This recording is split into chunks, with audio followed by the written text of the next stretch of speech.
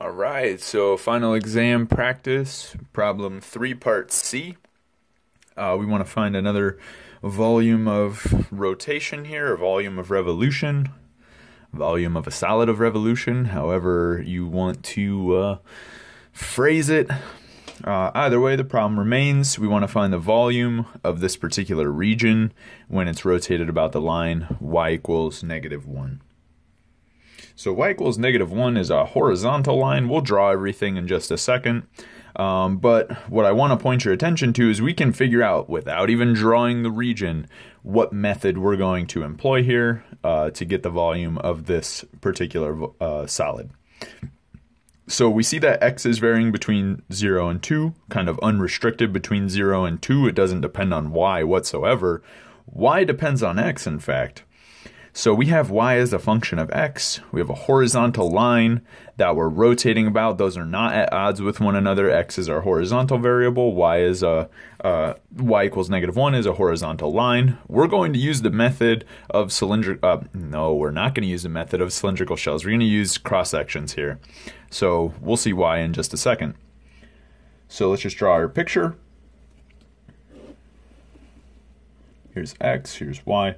And if we're not sure what the graph of 2x minus x squared is, well, one option is you can just plot it on a calculator. The other option is this is actually really easy to figure out what it's going to look like. So we know it's a quadratic, so it's a parabola. It's facing downward, it's opening downwards because it has a negative leading coefficient. I can find the zeros very easily because I can factor out an x. And I'm left with 2 minus x. And so, of course, for this to equal 0, x would have to equal 0 or x would have to equal 2. So I know that this function takes the value 0 here. There's 1, there's 2. I know it takes the value 0 here, and I know it opens down. So it really only has one way that it can look, and it's exactly like that. And then the line that we're rotating about is this horizontal line, y equals -1.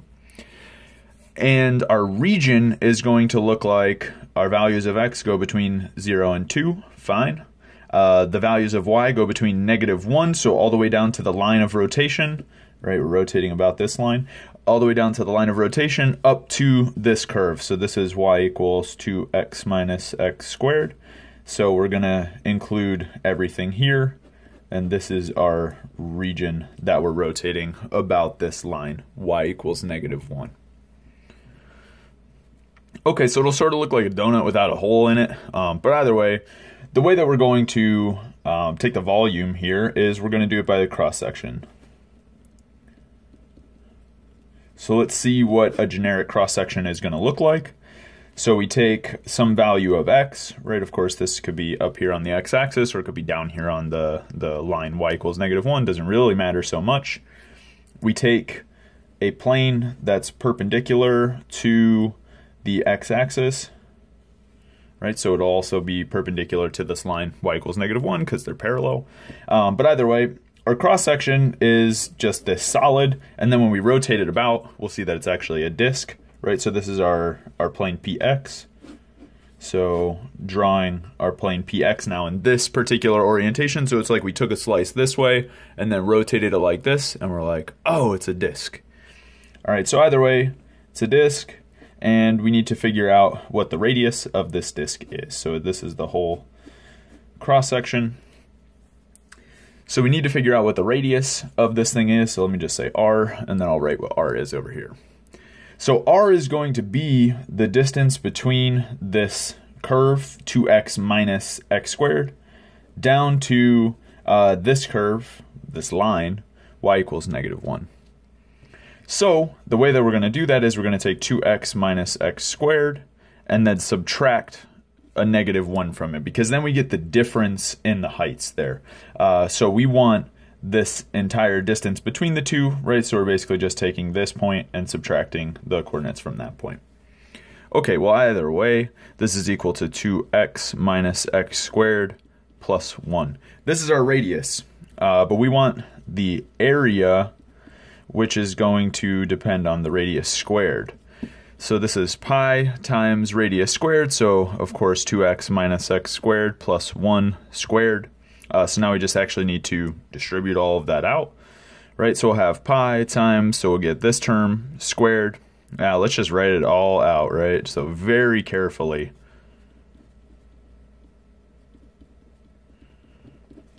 Okay, so no tricks here, right? We're just gonna go ahead and do old-fashioned, combine each term with each term in the other parenthesis. So either way, we get 2x times 2x, so we get 4x squared. We get 2x times negative x squared, so this is negative 2x cubed. We get 2x plus 1, so this is plus 2x. And then we're going to get minus x squared times each one of those terms. So we get minus 2x cubed. We get a plus x to the fourth. And we get a minus x squared. And we keep going. And then we're going to do 1 times each one of these terms. So we do 2x minus x squared plus 1. Okay. That was a doozy. But we can do it. We can keep it together, simplify a bit. All right, so let's see what happens when we start simplifying things. So we have, let's see. So how about all of our constant terms? So the only constant term we got was from multiplying 1 and 1, so we just got a 1. So I'll just write 1 here. I'm done with that. Let's not worry about it anymore.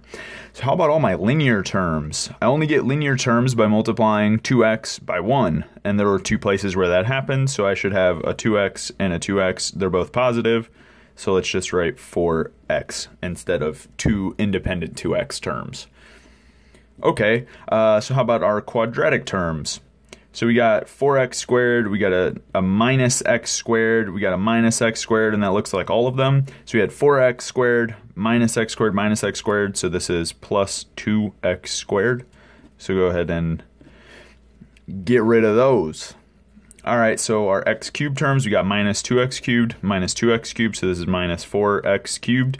Go ahead, cross them off. And then we got x to the fourth. This is our only term with x to the fourth. And so we'll just go ahead and write that. Okay, cool. So now we have pi times some polynomial. This is the area. Like, who really cares what this means? I mean, it means that this is our area, right? So nothing deeper than that at this level. But either way, then our volume is just equal to, we need to integrate from 0 to 2. This area function, so this is a of x dx, right? Of course, this is integrating from 0 to 2, pi times all of this stuff, so 1 plus 4x plus 2x squared minus 4x cubed plus x to the fourth dx. Okay, so of course we have a constant multiple of pi. It's fine, I'll pull it out. And then I can just integrate each one of these terms. So I integrate 1 to get x. I integrate 4x to get 2x squared. I integrate 2x squared to get 2/3 x cubed. I integrate minus 4x cubed to get x to the power 4. And I integrate x to the power 4 to get 1/5 x to the power 5. And then I need to evaluate this at 2 and at 0.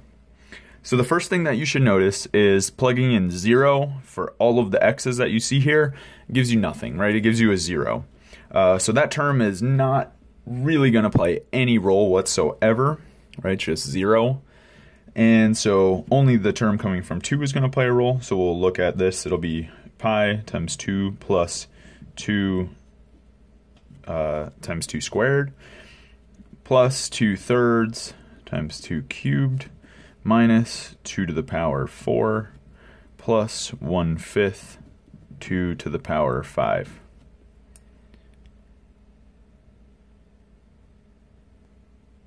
All right, so to make our lives a little easier, I've computed all of that out on my calculator. All right, so don't pay attention to the first line. That has nothing to do with anything. So, you know, obviously just plug all your numbers in, right, exactly as it appears in our expression.